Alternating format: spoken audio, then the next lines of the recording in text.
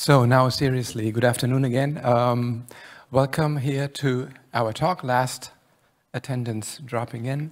I have the task and the pleasure to present to you Christoph Kowalewski, and a very interesting topic. As you can see up here, it's about corruption and about the abuse of power. So the second keyword is a much wider one and the more promising one potentially. And not to make it too long from my side, but I already looked at the job description of Christoph, and I read that he works as an independent compliance, integrity and leadership consultant, and leading an NGO myself in the prevent extremism area. I can say we could use all of that, compliance, integrity and leadership, and we are strongly working on that. So on that note, without maybe talking too much, but a minute we have time to at least say that Christoph already 10 years ago worked as a senior consultant in this area, a senior consultant for governance, risk and compliance department of PricewaterhouseCoopers, and from there on then spent many years in Middle America, in Guatemala, pursuing these issues, also bordering issues of money laundering, and further gone, the integrity-based collective action initiative is a keyword that struck my attention. I think that opens up an area of interest that we normally don't look at too often, at least in the prevent violent extremism bubble, and in that I'm most excited and I'm looking forward to what Christoph can tell us in the next, you said, 20 minutes or 25 minutes or so. Yeah, I try to keep it to 20 minutes so that we have time to talk. So thank you very much, Harald, for the introduction. Thank you for the Präventionstage to invite us to make the nexus evident that talking about corruption, the abuse of power is relevant for crisis management, and I hope very much that this will be also clear how this is related, and I will try to make this quite personal actually. Eventually we don't have a lot of time, so I've been quite selective in what I'm going to present you, and I have some slides which hopefully will be a little bit thought and discussion provoking, so I'm very much looking forward to talk with you about that after the presentation is over. So let's dive right into it. I have a first question just to get an idea of you. Who has ever heard of us, of Transparency International before? Just to get an idea. Okay, it's almost half of the group. So we are a global network of anti-corruption chapters, so to say, all associated with a brand of Transparency International, quite autonomous, each of every chapter, but complying with a certain kind of accreditation standards. And our motto is Coalition of Corruption. That means we have quite a pragmatic way of trying to find partners who want to change, the tremendous challenges which come with this phenomena we call corruption. And we often find that one actor solely is not capable of finding the solution. Therefore, we often have to refer to or recur to collective actions. So let's take a look at the problem. And actually, I will not go too much into the definition of corruption as such. I will just present it to you as we use it. We define corruption as the abuse of power, the abuse of entrusted power for private gain. And the important element, as we are also talking about the abuse of power in general, is the aspect of power which constitutes corruption. And it does not only constitute corruption, it is something, therefore we are going to focus more on the power element as such, which also is relevant for other kind of misdeeds, which we are taking more and more into consideration as societal challenges, which is sexual harassment or racism. We always have, power being given to an individual or a group which has, for historic or for whatever kind of reasons, a certain amount of power. And if we take it again to the very personal level, we usually, we get power within our professional life in order to make things done. We get access, authority, which we need to execute certain kinds of tasks. Anticipating my next slide, power in itself is not bad. It is the way we use it, which makes it relevant in its evaluation eventually. So this as a basis for the discussion, and here is a map which you might have seen if you've heard about Transparency International, which is our classic, the Corruption Perceptions Index, where we try to capture the idea, the phenomena of corruption which is based on perception, because obviously you cannot measure something which is often happening in the dark. But this is based on multiple indicators where experts are asked about how they perceive that corruption is necessary to get business done or other kind of public services, access to public services.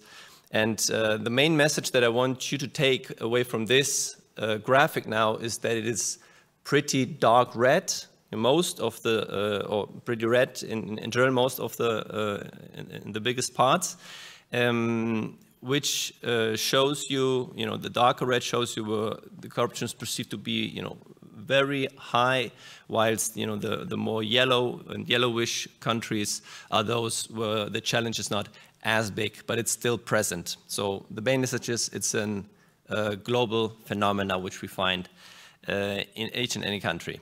It's a human phenomena, and also there is no profession which in itself is not immune to it. And I want to, you can get an overview. This is the so-called European, or the Global Corruption Barometer from focusing on the European Union. I want to ask who is not from a country from the European Union, just to get an idea. Again, okay.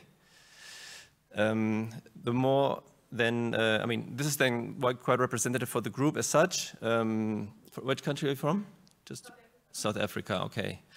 The more we go through towards the south, there is kind of an adjustment happening. Police is often in countries of the so-called global south, somebody who's right on the top, for example, just to mention one aspect which is not then representative for all the countries here in the room, and to be also very self-critical. NGOs as such are also neither immune to the corruption itself, nor to the perception as such. Either for our own fault or for the misuse of the institution of NGOs, for even money laundering whatsoever, there can be justified or unjustified perception leading to even, having NGOs being considered to be corrupt for, different kind of reasons. And from my personal experience, I have even seen anti-corruption activists fail. In Germany, we have recently had one of our superstars in a public prosecutor, who was focusing on anti-corruption, who was just prosecuted, and for corruption. So therefore, we need to understand how can this happen, why even those who are trying to make the world a better place, which often is used, as a term which is, putting a kind of a shield, a moral shield in front of them, is something which should not be done. But we should, look critically at every given post and amount of power that we have and how we use it. And as I said, I want to invite you also to some self-reflection. I want to show you a couple of questions which we do not need to discuss openly, and I don't want anybody also to reveal how they answered them. But as I read them out, I guess you will see themselves what they are leading to. So the question is your power corrupting you, as a guiding question? The first one is, do you frequently interrupt people? Do you check your phone when others are talking in meetings? Have you told a joke or story that embarrassed or humiliated someone else? Do you swear when speaking to colleagues? Have you taken credit for a group effort? And so on. There were more questions, who has come up with this? That wasn't my idea. Somebody maybe even smarter than, probably smarter than me from the Harvard University has come up with that. You can take a look at that. Right on the top, you have a QR code. The presentations themselves will also be accessible. I'll put, make sure that you have all the links to the presentation, but if you can't wait, especially because if you fill it out, it will give you a little result, which is indicative of what the thought behind the questions are. And obviously, as you can see, if you positively answer yes to one or two questions, this doesn't make us a bad person. It's also not a problem if you answer more of them positively necessary. The question is, do we make ourselves aware from time to time that power might have gotten to our head, and how do we react given that situation, and how do we prevent that these kinds of situations can become something more frequent in an organization. So we will talk about power management as well yet. The first conclusion, therefore, I'm going to draw is that, as you might have already seen in this in the title slide, the abuse of power comes as no surprise. Jenny Holzer, who is an artist, put this on Times Square in 1982, and it has been a recurring billboard which has appeared over time in different countries, because we are seeing scandals over and over again where the abuse of power has been at the center of the scandal. Let's move on. So what is the solution? Obviously, it has to do with prevention. And I want you already to have your smartphones ready, because I'll invite you in a moment to participate in a very brief one-question live poll. But first of all, I want to tell you a story. And it has to do with how do we deal with temptations. You might recognize this scene. Has anybody an idea what this story is about? Because it's not a story I invented, it's a known story. We might have some Greek mythology geeks among us. So this is, the blondie in the middle is Ulysses. And Ulysses is a hero of the stories that Homer wrote, and he has been passing many different adventures. One of them was passing the dangerous waters with the sirens, which are the mythical creatures which you see approaching him here, have had a fatal consequence for many of the sailors, because their songs are so captivating and so beautiful that every salesman wants to get closer to them and throws themselves overboard and drowns usually, because being in the middle of the sea and the currents and so on. So what is the interesting thing about Ulysses and why I'm talking about him? The aspect which I find admirable is that given that he was a great, even given that he was a great hero and he could have thought a lot of himself and considered that he would be, more resilient or more powerful, whatever, than other, brave men of his times, he did the risk analysis and was humble enough to say that maybe even I might have a weakness there which might have a fatal consequence for me. So, but I still want to pursue doing, what I'm set up to do, which, go about his adventures. So he said, I have to, restrict myself so that I can throw myself in the water, but at the same time, I want to hear the music. So he told his crew, tie me to the mast. And he told his crew members that they should put wax in their ears so that they wouldn't, that they could still row and don't throw themselves into the water. And this is an act where the parallel as such is how do we go about controlling ourselves within our organizations? What is the process to do so? Do we have leadership being as creative, and humble to come about, the solutions which might be necessary so that everybody is on board? You know, and how do we invite the others to come about with this solution? Because obviously, I mean, some of you might know what a compliance organization or a department within an organization is. Often, you know, perceived to be somebody or a group of people who create, you know, bureaucracy or who limit certain kind of activities. If this is the case, it's hopefully just, you know, an intermediary phase of organizing the house before, you know, being able to be more agile and be more user-friendly about all the solutions that they come up with. Because the idea is actually to protect ourselves from third institutions, from third parties from outside, and from ourselves. And this is also something that we are going to you know, talk a little bit more about if you want to. So the second conclusion is, you know, to have the humbleness and to also ask the compliance department, or if it doesn't exist as such, you know, the leadership or whoever organizes the organization, you know, to protect ourselves from ourselves. As you see, it's another of the billboards that Jenny Holzer put up in her early phase. So as I said, there is coming this live poll, so I very much invite you to either use the QR code or use your web browser, open the homepage, the page which is called slido.com. And once you open it, you will be immediately asked to put in a code, and this is the number that you have to put in. So take a minute. There's just one question, and I've seen the first results coming in. I'll go over there because we already said about the control of power. I could obviously tell you, since you cannot see it, whatever I want to tell you, but therefore Harald will be looking over my shoulder to make sure that I'm giving to you the right results after that. So 10 people have already given their vote. Okay, we still have changes here. 15 people? Yes, we give it a few more seconds. Right.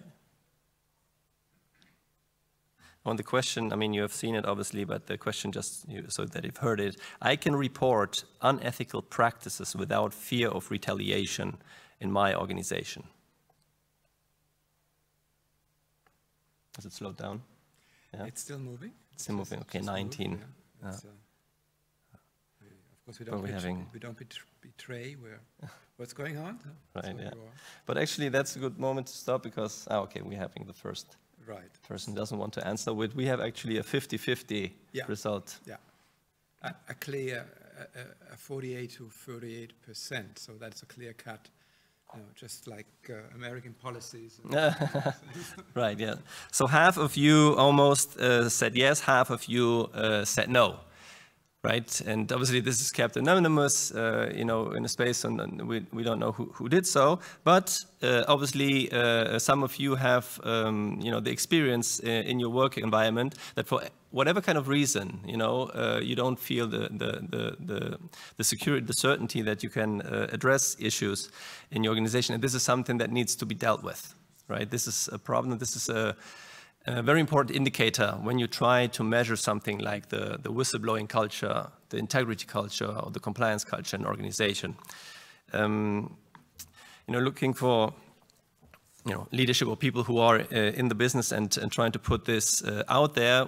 You know, somebody in the compliance community is Klaus Novartis. He was with Siemens before. He's now a member of the executive committee and also a leading voice in the compliance community. And he told about how he made the experience also in Novartis to identify amongst 10,000 of employees that the fear of retaliation, one of the greatest issues that he identified in this organization. And, you know, this is a global business ethics survey result from 2020, which just shows that among people who has raised their voice in their, you know, company, which, because this is limited to companies, amongst the US employees, 80% who did so, and 61% of the global group, which are 14 countries, have experienced retaliation. So there is, you know, historic reasons because why people nowadays might, you know, don't trust their organization for something that happened in the past. So even there might have been, you know, a change of leadership whatsoever, there must be an effort also to regain trust if there is a change of accountability in an organization. at the same time, we need to understand why is it this particular aspect of speaking up and being able to talk about abuse of power in an organization.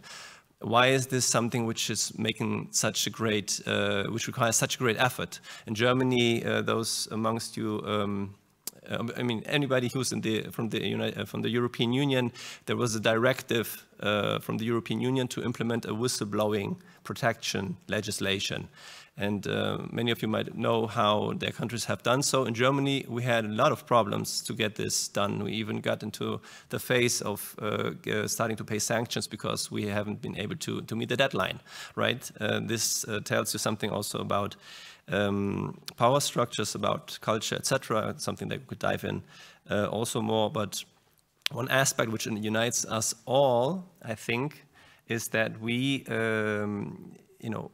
once we get in a position of power, which comes with privileges, which comes with prestige and other things, we also don't want to lose that easily. So, critical voices, which question our authority, or perceived leadership as such, is something which is sometimes not easy to bear, and this is something that we need to learn. This, again, the aspect of humbleness that I've been mentioning before, which makes it a key element of leadership. And the thing about whistleblowing or speaking up is it doesn't respect hierarchies in the way that we used to understand that hierarchies, are protecting maybe certain power structures as well.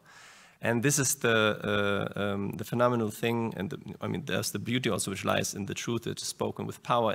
And Nadia Tolokonikova from Pussy Rights has recently said that. I just saw a TED Talk with her and I found these words so perfect. She said, any act of speaking the truth can cause incalculable transformations in social consciousness. And we all have this power. And we have seen that single individuals in organizations, have been able, by speaking up, often it was necessary that they speak to the press or to third parties because they didn't have the chance to articulate that internally in a productive or constructive ways.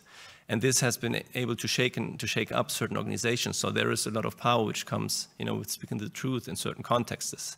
And therefore we have also to ensure that, this is a path which is facilitated. And this is going to be my last slide. I've asked the question, and here's one organization which I found from the business sector, the only one so far that I found to give so much detail about measuring their compliance culture and asking these kind of questions. And the most impressive thing, publishing these details. It's Glencore. It's an organization which is from the commodity trading business, mining, etc. So there are good reasons why this organization has a particular necessity, to regain trust in certain parts of the world as well. And then there are certain motivations from a legal point of view. But what they do, the question that you will find again that I just asked you is the one about the retaliation, and we don't have no way of seeing if this information is valid, but as such, I find it interesting that you can see that in 2022, 70–80% said that they would feel confident of speaking up in the organization, and 7% said that they would not. In comparison to 2020, where you see, there is a higher number, and it, even though it's 2%, but in a big organization, it makes a difference. And I find it interesting that they are, to put it that way, invite us to their journey of working with that, because for me, when I see an organization which claims that they have a great compliance systems, and many of the big ones, of the VWs and Siemens, etc. in the world, they had these programs. And we, as Martin mentioned, Harald mentioned before, I've been working since 2002 in the compliance management business, and we've been certifying these kind of organizations also.